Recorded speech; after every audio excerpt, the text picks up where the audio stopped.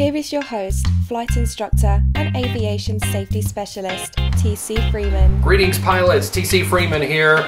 Just wanted to talk about one of my favorite presenters. I was thinking about this the other day. Larry Lambert. He used to be a FAST team manager or Federal Aviation Administration safety program manager over in North Carolina at the Greensboro office.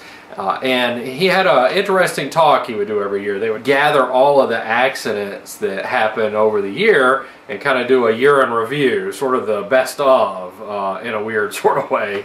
And one of the accidents, it was kind of interesting. I was listening to his presentation. I was second up to give a talk, and I have a bad habit. My bad habit is I like to work on the computer to kind of tweak my presentation beforehand, but I couldn't help but to watch his engaging presentation.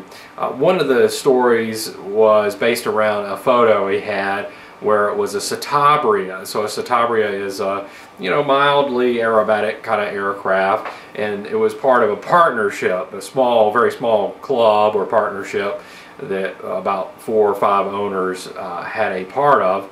So 2 of the guys were flying on this particular day. So the accident shot that you saw was these pair of wings from the Citabria sticking above corn stalks, and that's pretty much all you saw in the photo. The story behind that photo was pretty interesting. Apparently the guys used to go out and they would sort of match each other and compete, as far as who was the better pilot. And they went out that day and they would do things like wing overs and stalls and spot landings, you name it, they were kind of doing it. So this day they were doing emergency procedures, and the drill was that the one pilot, the non-flying pilot, would bring the throttle back at some time that they determined, and then the flying pilot had to take over as far as fly the aircraft to the alternate landing site. And they would have to go through the emergency checklist if appropriate and set up for the landing and make it into the field that they selected. On this particular day they did that. So the non-flying pilot took the throttle and brought it all the way back. The flying pilot went through this procedures. He found a field, came around, did an approach. Apparently he was a little high for the approach, so what did he do? He did a little slip.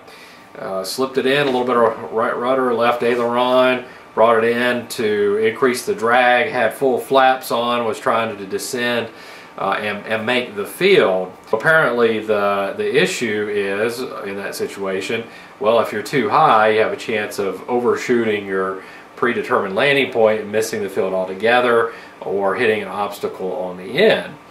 Come up too short, well, you won't make the field. You could have a stall spin scenario, or just crash short of the field that you're shooting for. This day he did find a pretty good one. It was a nice cornfield. He figured he could make the approach in there. The winds were actually favoring the direction he was going, and it was a nice long, elongated kind of area there that was perfect. He was landing with the roads too. So as he's coming down on the approach, he's got it slipped and he's trying to descend full flaps and wants to make that and be the best pilot.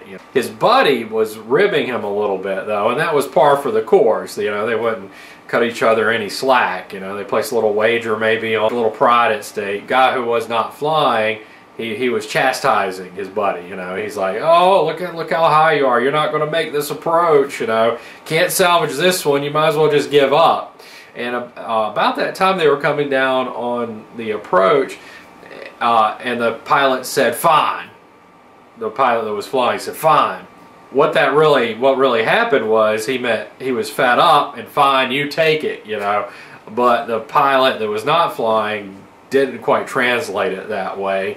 And in the post-accident interview, the non-flying pilot said, well, he was going lower than what was illegally allowed, but he thought, well, he might be just toying with me, and he's going to go low and maybe just get right above the corn stalks and then add power and go around. So as the airplane descended, and the next thing you know, the wheels start hitting the corn stalks, and by that time it was just too late. The aircraft crash landed into the field. Fortunately, there was no injuries except perhaps to their egos. They were able to get out get away from the airplane and try to sort their way through the corn stalks there. All right, so the moral of the story is positive transfer of control. And what is that? That means that you have an organized fashion of how to give control up between one pilot and the other. And it sounds a little hokey sometimes, but what you do is you'll say, okay, I have control of the airplane, and then the other pilot will say, you have control of the aircraft.